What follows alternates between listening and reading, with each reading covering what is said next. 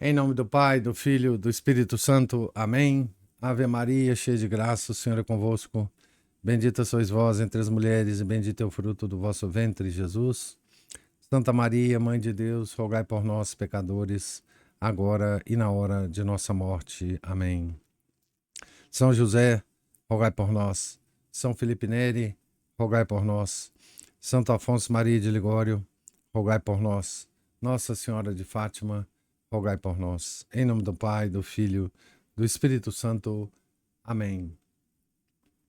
Bom dia a todos. Nós estamos aqui na consideração 8 do livro Preparação para a Morte, escrita por Santo Afonso Maria de Ligório.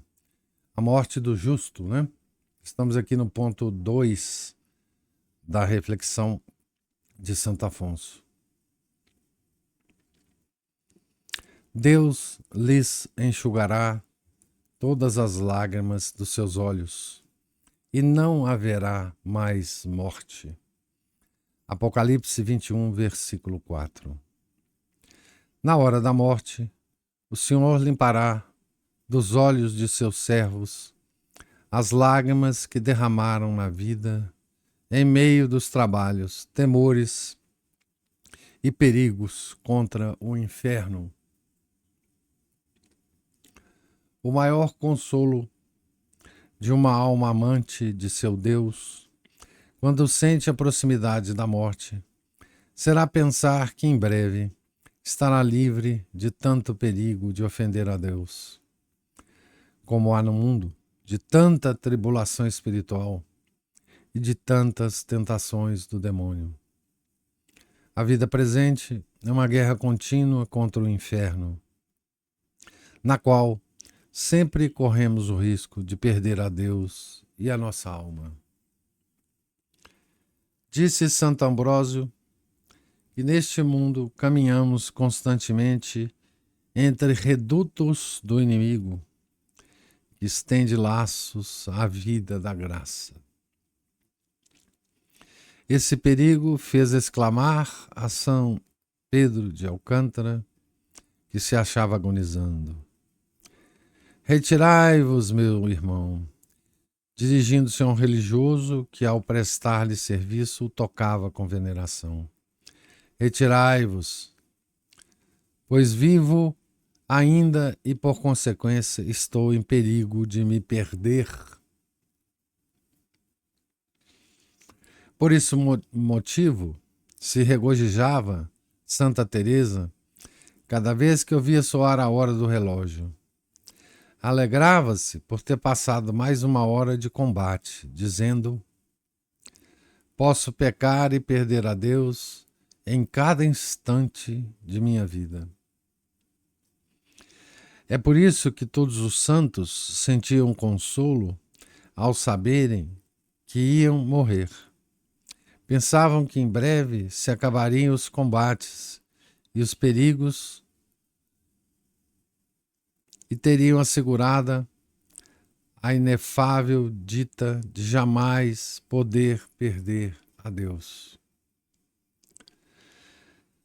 Lê-se na vida dos padres com letra maiúscula significa os padres da patrística, né? Que um deles, de idade avançada, na hora da morte, ria-se enquanto seus companheiros choravam. E como lhe perguntasse o motivo de seu contentamento, respondeu: e por que é que chorais, sendo que vou descansar de meus trabalhos? Também Santa Catarina de Sena disse ao morrer: consolai-vos comigo, porque deixo este vale de lágrimas e vou para a pátria da paz. Se alguém, disse São Cipriano, habitasse numa casa cujas paredes ameaçassem ruínas, cujo pavimento e teto estremecessem, quanto não desejaria sair dela? Nesta vida, tudo ameaça a ruína da alma. O mundo, o inferno, as paixões, os sentidos rebeldes, tudo nos leva ao pecado e à morte eterna. Quem me livrará, exclamava o apóstolo, deste corpo de morte? Romanos 7, versículo 24. Que alegria sentirá a alma quando ouvir, abre aspas, vem, minha esposa, sai do lugar do pranto, da cova dos leões que te quiseram devorar e fazer perder a graça divina, fecha aspas. Cânticos 4, versículo 1. Por isso São Paulo, desejando morrer, dizia que Jesus Cristo era a sua única vida e que estimava a morte como o maior tesouro que pudesse ganhar, já que, por meio dela, alcançaria a vida que jamais tem fim. Filipenses 2, versículo 21. Grande obséquio faz Deus à alma, em estado de graça, retirando-a deste mundo, onde poderia transviar-se e perder a amizade divina. Sabedoria 4, versículo 11.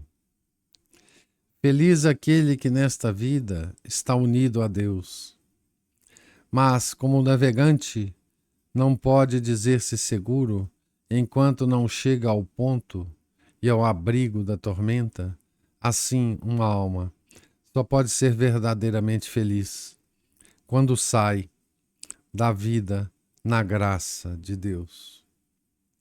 Louva a ventura do navegante que chegou ao porto, disse Santo Ambrósio.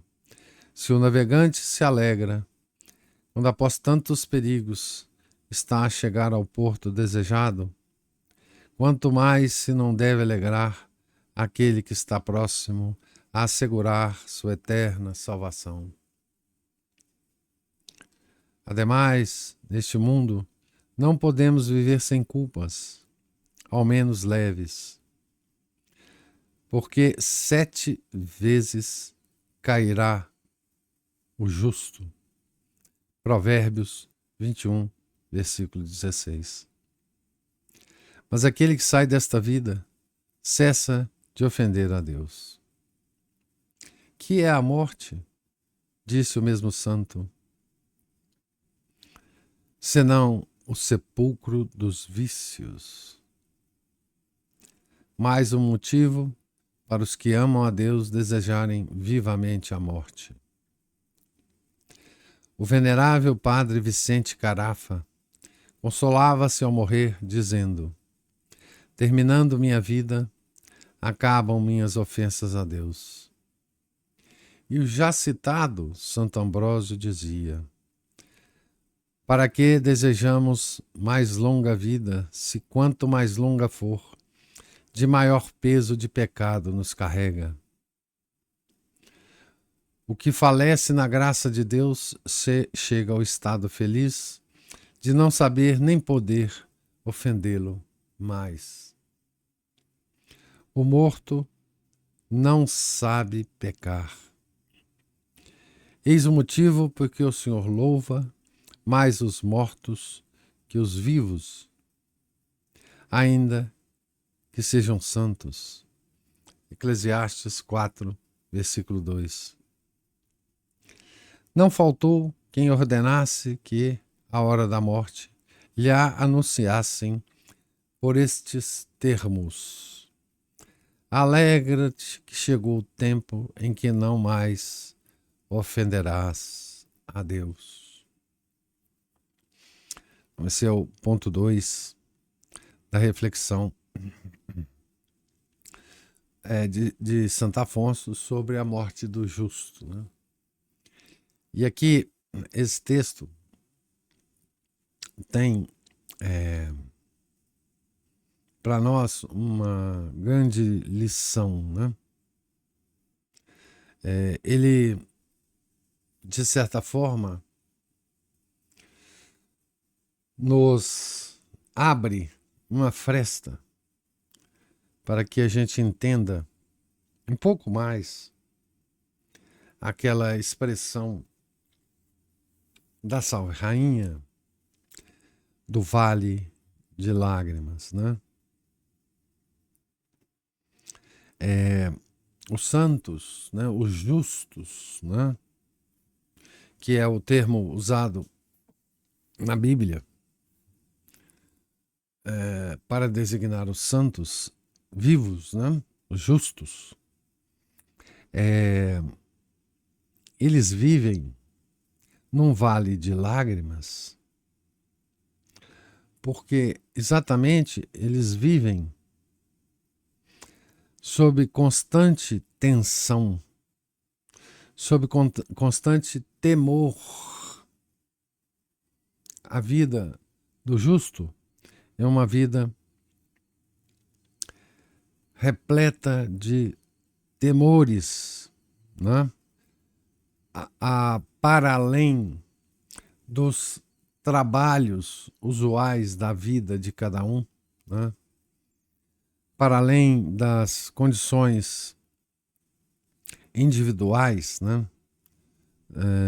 Sociais, né? Onde ele vive, da sociedade em que ele se encontra,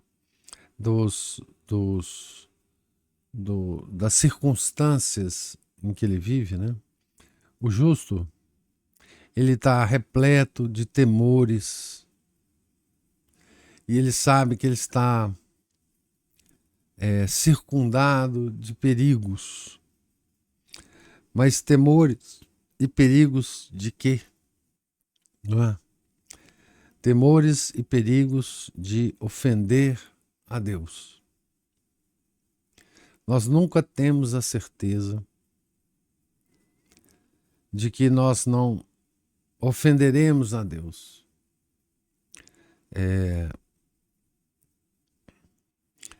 Isso é uma coisa. A outra coisa são os perigos das tentações do demônio, do mundo e da carne, obviamente, né? Então, o justo, ele está sempre sob o peso desta ameaça, né? O inimigo está em torno dele, não é? Está dentro dele. Os perigos estão no nosso interior e no nosso exterior, né? Então,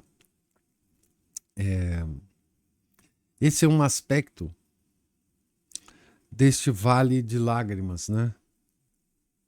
Que muitas vezes nós passamos a vida toda sem entender essa expressão, né, da Salve Rainha. Mas os justos sabem, né? E Santo Afonso, ele, nesse ponto 2 de reflexão, ele mostra, né, esse vale de lágrimas por meio da morte dos justos, né? Os justos, quando morrem, eles se alegram justamente porque eles ficarão livres desses temores e desses perigos, né? Não mais terão de lutar contra isso, né? Então veja, essa expressão vale de lágrimas, ela depende muito a gente ver o vale de lágrimas em que a gente vive, depende muito da perspectiva que nós temos da nossa vida, né?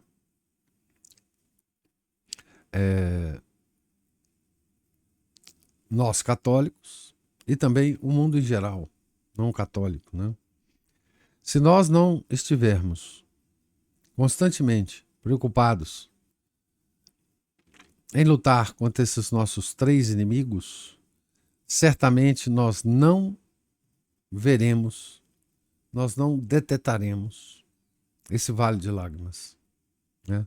Claro, a gente vai detectar porque a nossa vida às vezes dá uma volta, a gente perde amigos, adoece, mas essas circunstâncias da nossa vida não são exatamente o vale de lágrimas. O vale de lágrimas do justo é justamente, ela vem dessa perspectiva, né? Dos nossos inimigos nos atacando sem parar, né? Em qualquer situação da nossa vida, em qualquer circunstância da nossa vida, né? E esses males se nos apresentam justamente através das circunstâncias da nossa vida, das pessoas que se aproximam de nós e dos acontecimentos que nos atingem, né? Então, esse ponto é muito importante, porque ele descortina para nós, né, uma certa perspectiva do justo em relação à vida. E, obviamente, isso se mostra muito mais claro quando o justo vai morrer, né? Então, ele dá vários exemplos, né, de santos e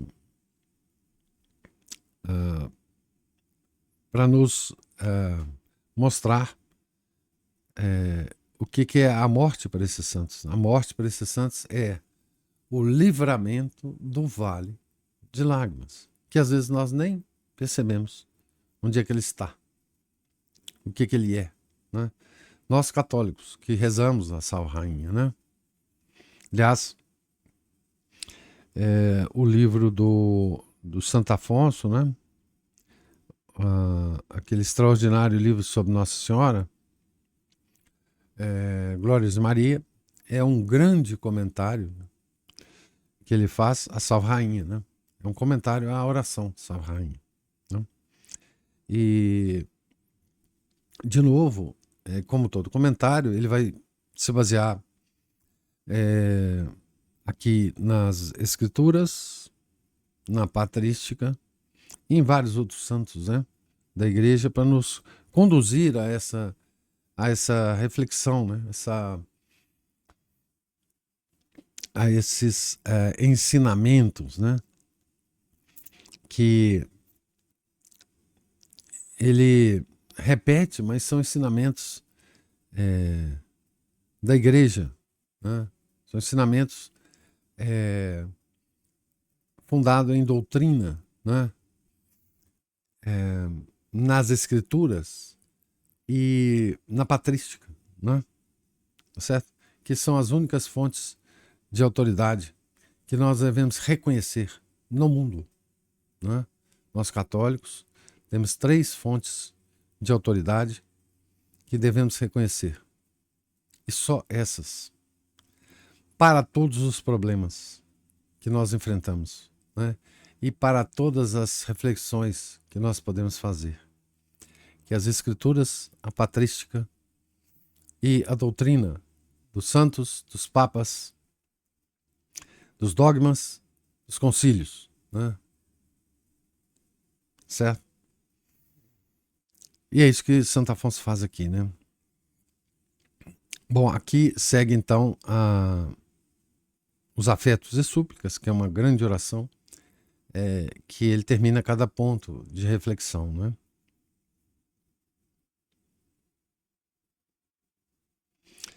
Então ele diz aqui, ele vai citar o Salmo 30, versículo 6, né?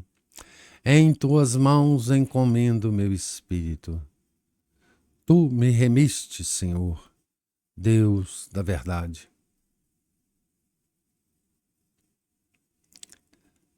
Esse é o versículo 6, né, do Salmo 30.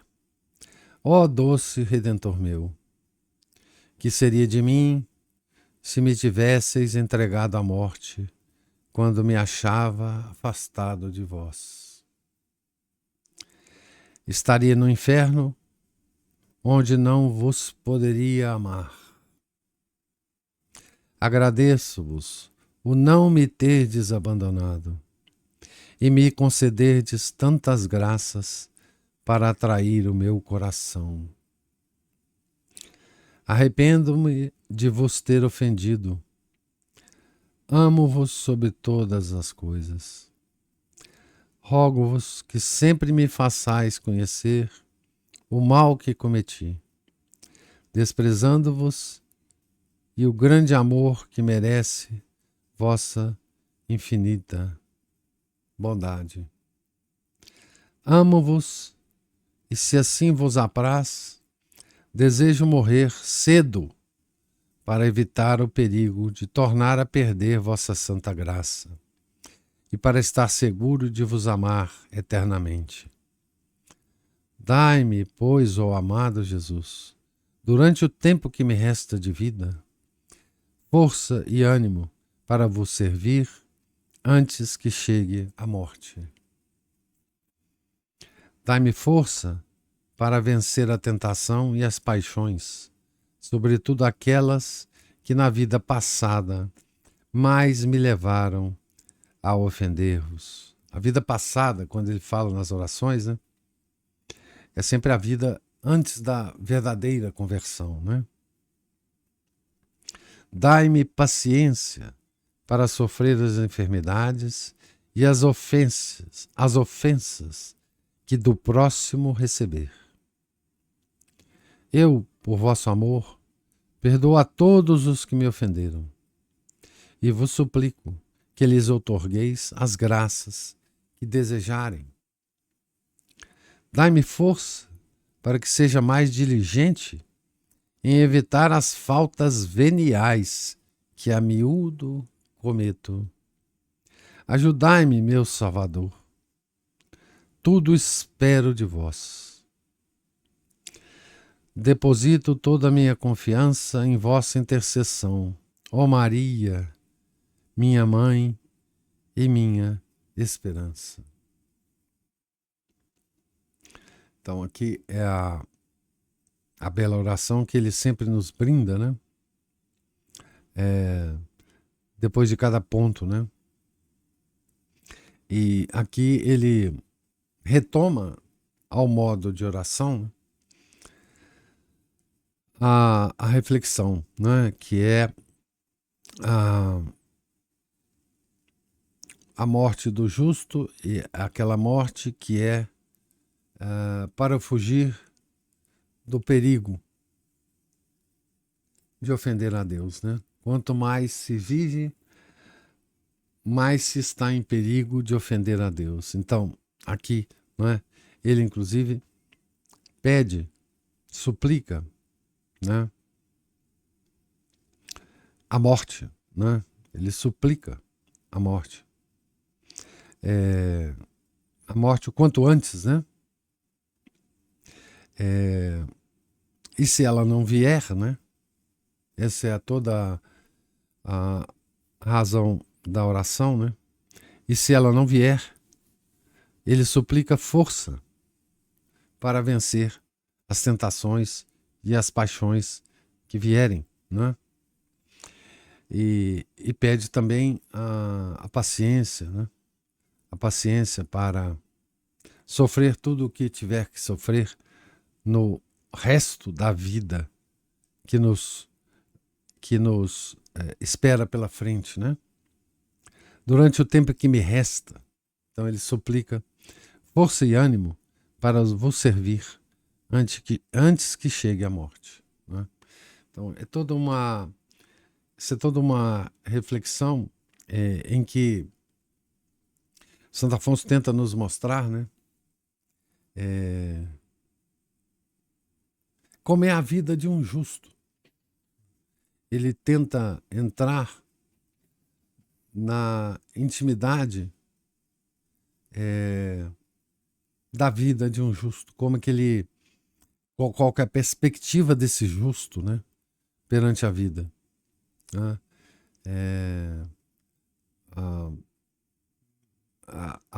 Quais que são os temores desse justo, né? E veja como é contrastante, né? Essa vida do justo,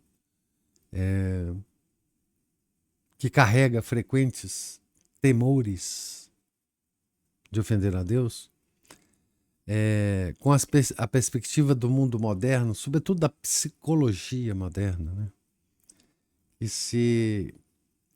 Que se preocupa numa vida psíquica, principalmente, né? Tranquila, descolada, sem nenhuma tensão, né? Nós fazemos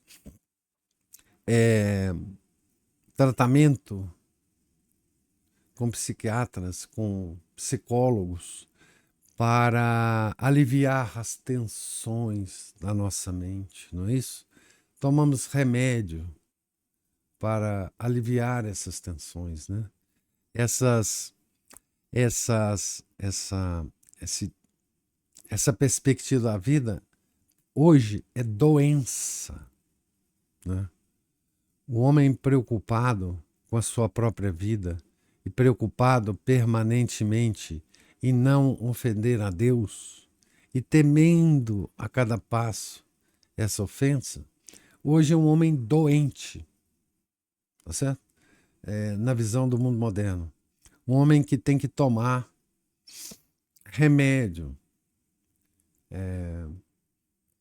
porque é desajustado.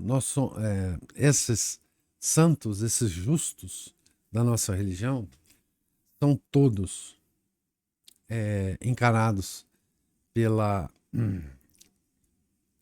pela mente moderna como desajustados, né? Afinal, nós temos que estar bem no mundo, né? Nós temos que estar felizes no mundo. E para isso existe uma parafernália de tratamentos e de remédios para isso, né? Isso é um contraste absurdo, né? Se nós fazemos esse contraste do que Santo Afonso está nos ensinando, do que o mundo está nos pedindo, né? Tá certo? Então, gostaria de ouvir agora, se houver, os comentários e observação de vocês sobre a leitura.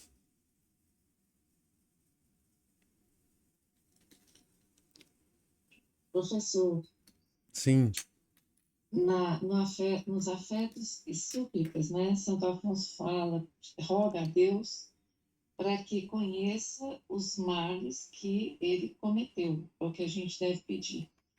E eu fico pensando assim, com tanto entorpecimento que nós temos hoje, e os químicos, né, de farmácia são um dos tipos mais comuns, né? Como conhecer o nosso mal se nós estamos entorpecidos, é, não é? Como viver todo o processo? Porque é o que eu acho é assim, essa prescrustação, não sei se a palavra fala assim corretamente, está difícil, de sentimentos, ela não nos leva a lugar nenhum. Você sofrer uma emoção por talvez algo inusitado, porque às vezes, assim, obviamente, se você perde alguém da família e você sofre, não há o que não há muito mais além do que um entendimento muito claro de que é a perda em si mesma que nos faz sofrer. Mas muitas vezes nós estamos confusos com os nossos sentimentos. E ficar esquadrinhando isso, eu não creio que seja uma coisa benéfica, não, sabe, professor? Porque a vida precisa de ser tocada. A sim. gente precisa seguir adiante, não é? Agora, ela precisa de seguir adiante e nós precisamos de ter esse estado de ser assim, esta súplica, como se fosse algo que nos ocorresse, né? No sentido de que nós precisamos conhecer o mal que nós cometemos contra Deus, principalmente, né? Claro que contra os outros também, porque você fazer um mal ao próximo é uma forma, você também está fazendo mal a Deus, a gente Isso, está cometendo pecado. isso. Agora, nós não podemos entorpecer os sentidos, porque senão não se chega ao fundo disso. Porque, claro que a gente sempre pode ir à missa e pedir perdão, e às vezes e conseguir enquadrar ali, por exemplo, quando a gente pega uma lista dos pecados mortais, dos pecados veniais, você consegue ver assim, nossa, eu errei, eu pequei aqui, né?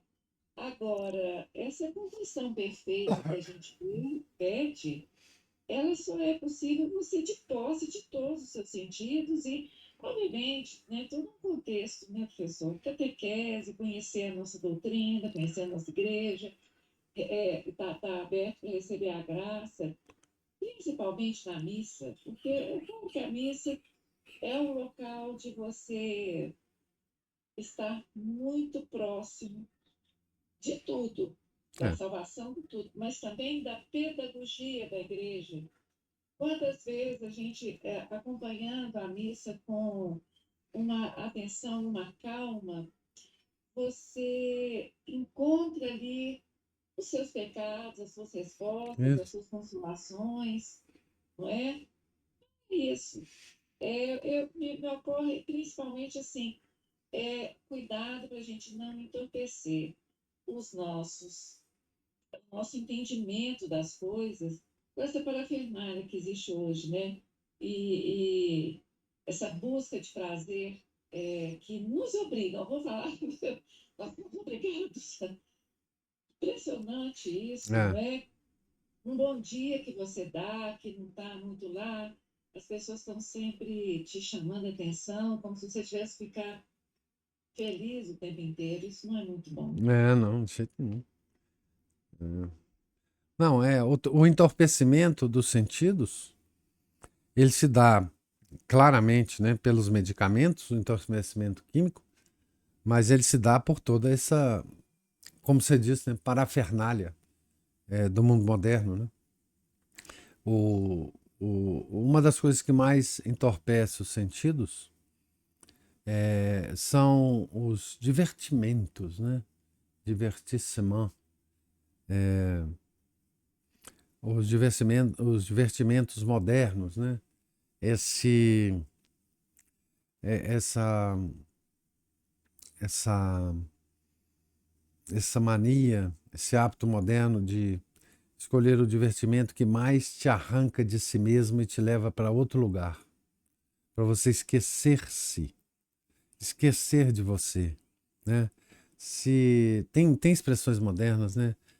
Você se, sei lá, você liberar as energias, né? Você é o que oferece esses divertimentos mais toscos, né? É essa libertação de você mesmo, né? Essa coisa, essa noção de que você, fora de si mesmo, sem pensar em você mesmo, você fica melhor, né? Então isso entorpece, né? Entorpece a mente, né?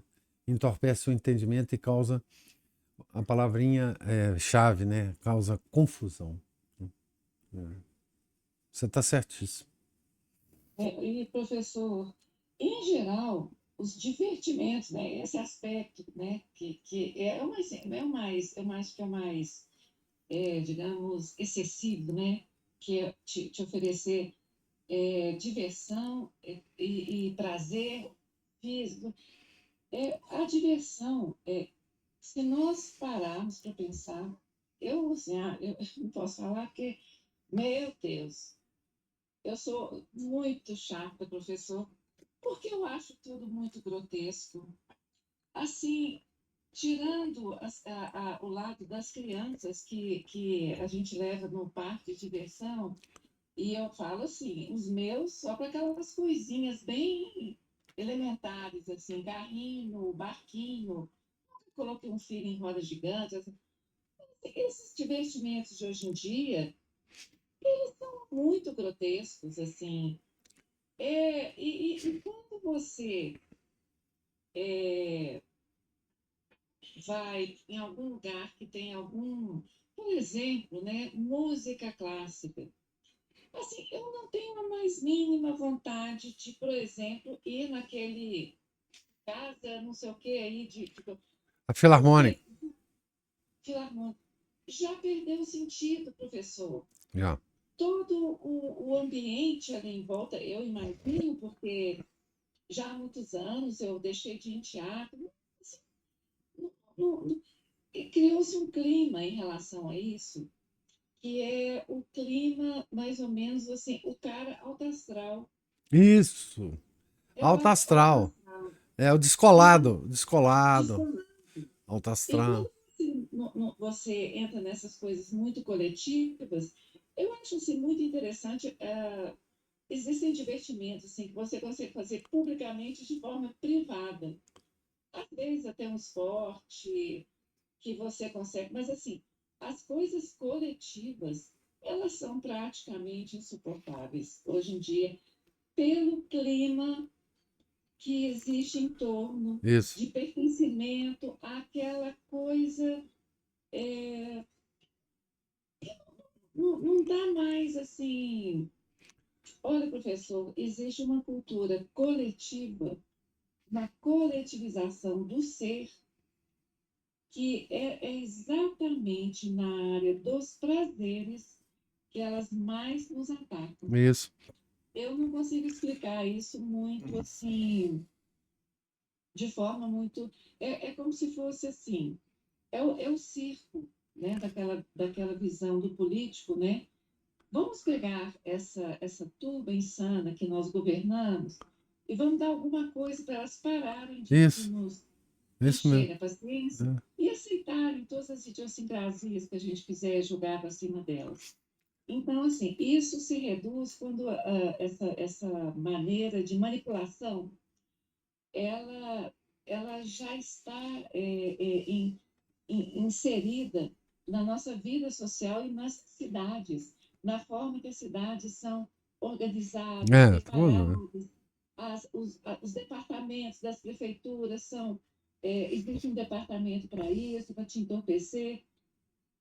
Eu não estou dizendo que eu não me divirta, eu me divirto. Mas assim, existe uma certa percepção da minha parte que determinadas coisas, assim, elas não me agradam. Então, isso é uma coisa muito particular. Eu não estou. É, mas esses não me agradam também, não. É, É, porque antes, há 30 anos atrás, era possível ir a um teatro, era possível ir a uma casa de espetáculo, era possível ir ao cinema. E você ter algum grau de divertimento, né? Hoje não é mais, né? E esse divertimento, ele, ele deixou de ser sadio há séculos atrás, né? Nós, se nós estamos percebendo isso agora é porque ele chegou a um extremo agora, né? Então, é, existiu sempre existiu no mundo esses divertimentos que atraem muito os nossos cinco sentidos, né? Mas que não prestam para a nossa alma, né? A gente vê na vida dos santos, né? A gente vê Santo Agostinho, né? Quando a gente leu e comentou a vida dele, que ele era atraído pelo teatro, né? Da época dele. E isso fazia muito mal a ele, né? Ele próprio dizia isso, né? Então esse tipo de divertimento sempre existiu. Mas ele não era tão massacrante agora, né? Existia esse divertimento e existia a possibilidade de você divertir-se de outra forma. Mas é como você disse, hoje, qualquer divertimento hoje que precise de uma socialização, etc., tá tudo muito louco, né? Todas os lugares que a gente procura para, enfim, para relaxar, para não dá mais, né? Tudo é contrário à nossa religião, é contrário à nossa vida piedosa, é contrário enfim, a Deus, nosso Senhor, né? É por isso que isso aumenta mais ainda a gravidade da expressão vale de lágrimas, né? Que a gente entenda essa expressão vale de lágrimas, né? Porque nós temos que evitar isso, né? Infelizmente, temos que evitar isso. Só para acrescentar, e isso não é novo. Eu estou falando aqui agora, né? Depois que eu comecei a falar muito pessoal, isso é muito pessoal. Mas não é de agora. Não. Eu nunca suportei o carnaval. Não, Mas também assim, não. É. de quando era adolescente, ir para a praia com os amigos que a gente, eu cresci numa rua que era todo mundo junto, misturado, e viajava todo mundo junto, né? Não tinha casa lá e tal, na praia e tal. Eu não entrava no clube. Eu vi aquelas pessoas rodando, porque antigamente era uma orquestra de metais, né? Tocando para estourar o timbre de É. todo mundo fantasiado e rodando no salão. É, Eu olhava aquilo e falava, "Mas de onde essa alegria? De onde isso? De onde assim? De onde essa coisa? Não é? isso. Então, atrás do trio elétrico é um lugar que eu nunca estive, né? Mas a gente, isso que o senhor disse é uma pura verdade. É para quem tem um pingo de sensibilidade, a diversão coletiva. Se você assim parar um minuto e prestar atenção, não há ali nenhuma alegria, Não, há uma atitude de adesão inconsciente a algo que é dito, sabe lá por quem que aquilo é bom. é, É uma coisa, é uma zumbizada se divertindo. Não é, tem aquela alegria genuína, aquele prazer, aquela fruição ou de uma música, ou de um teatro, ou de uma tela de um museu. Há uma atitude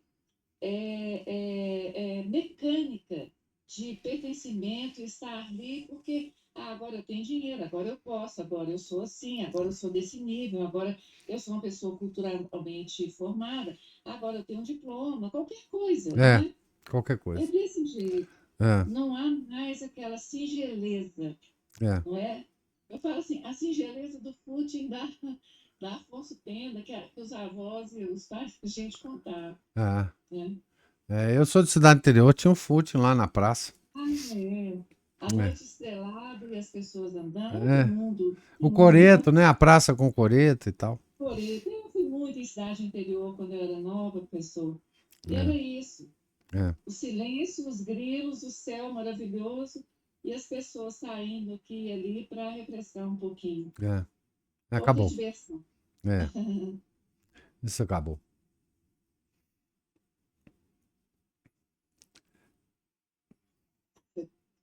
Oi, Ana Paula. Ouvindo aí a leitura dos comentários dos senhores, dessa tensão, né? E, e aí tudo que a Cristina falou, a gente pensa, né, que o problema é que as pessoas estão tensas pelo motivo errado, né? Isso. Estão tensas pelo medo de perder a vida deste mundo, É, que é contrário de tudo que foi lido hoje, né? Que aquelas pessoas estavam aliviadas por estarem saindo deste mundo isso. e não terem mais como ofender a Deus, né? Não terem mais tempo para ofender a Deus. Né? Isso. E, pode falar. Não? Pode mandar para nós. E aí, eu estava ouvindo o Padre Paulo Ricardo, Uhum. e aí ele falou uma coisa que a gente está falando aqui sobre o prazer, né? E ele falou uma coisa que me fez engolir em seco, assim, porque ele citou Herodes naquela passagem da morte de São João Batista. E ele disse que Herodes gostava de ouvir São João Batista. Ele. Aí ele faz uma comparação com a gente, assim, que a gente pode gostar de ouvir a verdade, de sentir prazer com a verdade, mas que muitas vezes a gente para nisso. e não dá o passo seguinte, que é aderir à verdade, né? Aderir às coisas que vão nos levar para Deus, para o céu, para a salvação da nossa alma. E aí é algo que eu tenho que pensar também, porque, por exemplo, eu não vou dizer assim, não estou aqui condenando, igual a Cristina falou, a gente precisa de divertimentos, a gente Claro, precisa desses momentos em que essa nossa atenção também ela possa ser um pouco aliviada. aliviada, Sim. né? Porque eu não vejo em mim integralmente essa atenção do justo, Também não. né? Em mim também não. Que é a atenção do justo. Eu ainda estou muito perdida na outra atenção, na Também. atenção do mundo, É. né? Cadê o nosso Então, vale de lágrimas, né? Onde ele está? pois Oh, me dá um vale de lágrimas aí. é. Quanto de medo que a gente ainda não tem, né? Da morte, porque Santa Teresa d'Ávila, uma coisa que eu guardei muito daquela leitura foi essa desconfiança dela sobre si mesma, né? E uma mulher daquela que vivia integralmente para as obras de Deus aqui na Terra, né? É. Então, é algo mais que a gente tem que pensar, porque se a gente tem prazer na verdade também, mas quanto que isso está apartado mesmo do passo seguinte, que é de aderir, né? Não ficar pensando que isso é só para o santo. Assim, a verdade é uma coisa do intelecto e a adesão é do coração. Vontade. Então, o coração tem que aderir ao intelecto, senão não adianta. Né? É uma operação da alma que vai se dar nos atributos superiores dela, né? E essa operação é dificílima mesmo. É a nossa luta, né? Porque prazer é uma coisa dos sentidos, né? A verdade pode nos causar prazer, mas ela tem que nos causar uma adesão da vontade. Né? Porque a verdade é a identificação do bem. Agora, o coração tem que desejar aquele bem, né? Nós não podemos só detetá-lo. E é verdade, Herodes gostava de ouvir São João Batista. É. Uhum. Mas não aderiu, não deu passo. Porque ele daria o prazer, né? O prazer de satisfazer o pedido, né? Da cabeça dele, né? E a gente tem que, depois dessa leitura de hoje, a gente tem que desejar essa tensão, né? Essa outra tensão. É a real, né? Que eu nunca tinha pensado nela como uma tensão.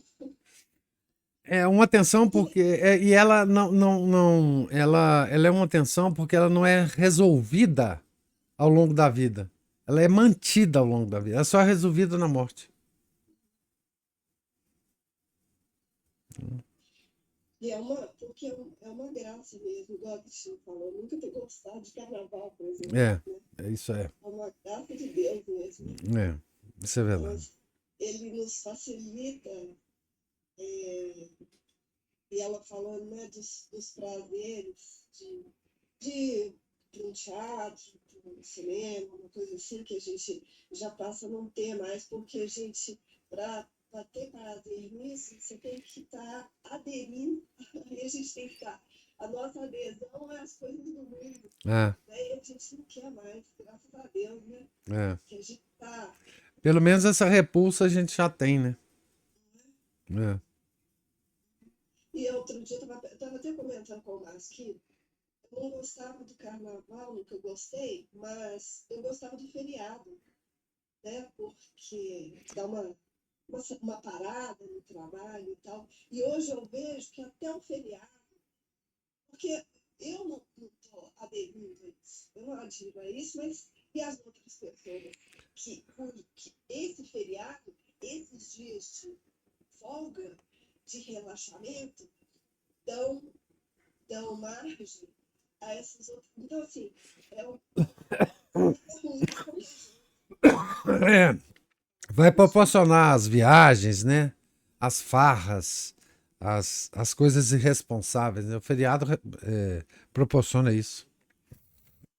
Professor, eu acho que é muito disso é o seguinte: antigamente a gente chegava no centro de Belo Horizonte, podia sentar no meio da Afonso Pena, no carnaval, e contar ali até assim que não apareceria um carro.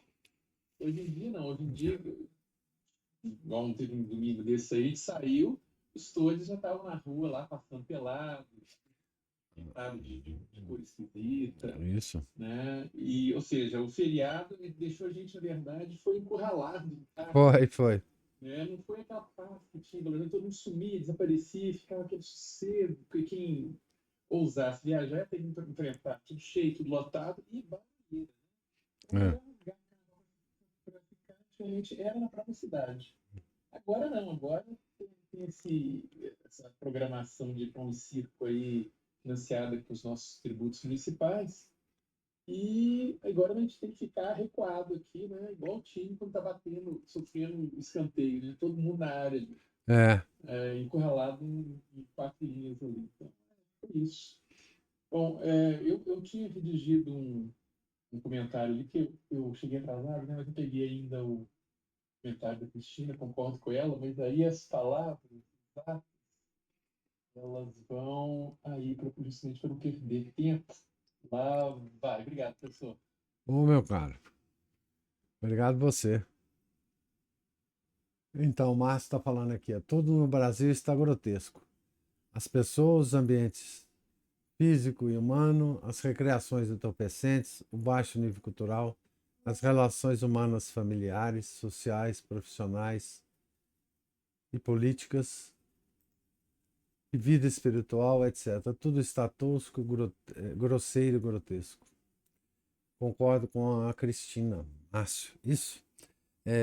O grotesco, ele agora subiu ao nível do permissível, né? E da única coisa que a gente encontra, né? Grotesco em tudo, né? Nos comportamentos, na arte, na arquitetura, na política, nos comportamentos individuais, né? Você encontra o grotesco em todos os lugares que você vai, né? Você vai... E fora do carnaval, não tem isso, não é só do carnaval, né? Você vai... Em qualquer ambiente que você for, né? Academia, enfim, qualquer ambiente, né? E às vezes, infelizmente, na igreja, né? Mas é isso. Algum outro comentário? Alguma observação a mais? Então, Deus lhes pague a presença, a paciência, os comentários. Fiquem todos com Deus. Tenham um santo dia. Em nome do Pai, do Filho, do Espírito Santo. Amém. Ave Maria, cheia de graça, o Senhor é convosco. Bendita sois vós entre as mulheres, e bendito é o fruto do vosso ventre, Jesus. Santa Maria, Mãe de Deus, rogai por nós, pecadores, agora e na hora de nossa morte. Amém. São José, rogai por nós. São Felipe Neri, rogai por nós. Santa Afonso Maria de Ligório, rogai por nós. Nossa Senhora de Fátima, rogai por nós. Em nome do Pai, do Filho, do Espírito Santo. Amém.